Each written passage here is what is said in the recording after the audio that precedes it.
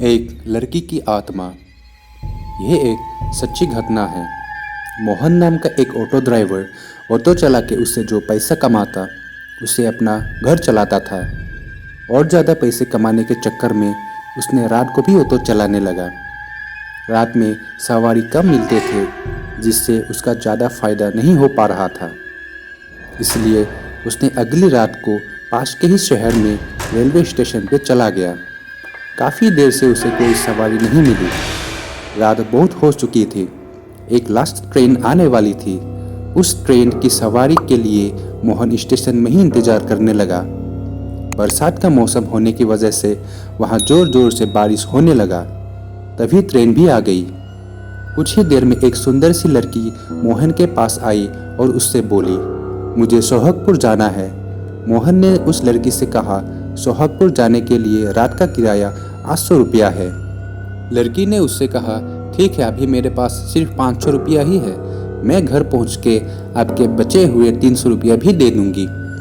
इतना सुनते ही मोहन ने लड़की से कहा, ठीक है मैडम, मैं आपको सही सलामत आपके घर पहुंचा दूंगा। इसके बाद मोहन ने लड़की को ऑटो में बिठाया और उसके घर की तरफ चल दिया। रास्ते में लड़की उस ऑटो ड्राइवर से बात करती रही। उसने अपना नाम पूजा बताया। ऐसे ही बात करते करते कुछ ही देर में उस लड़की का घर भी आ गया। लड़की ऑटो से उतरी और बाकी के पैसे लेने के लिए घर के अंदर चली गई और मोहन वही बाहर ऑटो में इंतज़ार करने लगा। काफ़ी देर इंतज़ार करने के बाद भी वो लड़की बाहर नहीं आई तो मोहन ने घर का दरवाज़ा खटखटाया। घर के अंदर से एक औरत बाहर निकली। मोहन उससे बोला, यहाँ एक लड़की मेरे ऑटो से आई है। उसके 300 रुपये बाकी रह गए थे। वो पैसे लेने अंदर गई थी पर अभी तक वापस नहीं आई। आप मेरे पैसे मुझे जल्दी से दिलवा दो, मुझे लेट हो रहा है। इस पर उस औरत ने कहा, कौन सी लड़की? यहाँ तो बस मेरे पति और मैं ही रहती हूँ। फिर मोहन ने कहा, उसने अपना नाम पूजा बताया था। इतना सुनते ही वो औरत हैरान हो गई। उसने मोहन को अपने घर के अंदर ले जाके दीवार पर टंगी अपनी बेटी की फोटो दिखाई। वो फोटो देखते ही मोहन बोला, हाँ ये वही लड़की है। तब तक उसकी पति भी अपने कमरे से बाहर आ गए और उन्होंने बताया, ये कैसे हो सकता है? ये हमारी बेटी है।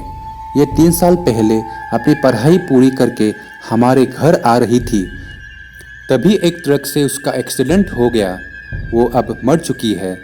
यह सुनते ही मोहन के होश उड़ गए और वो वहाँ से भाग निकला।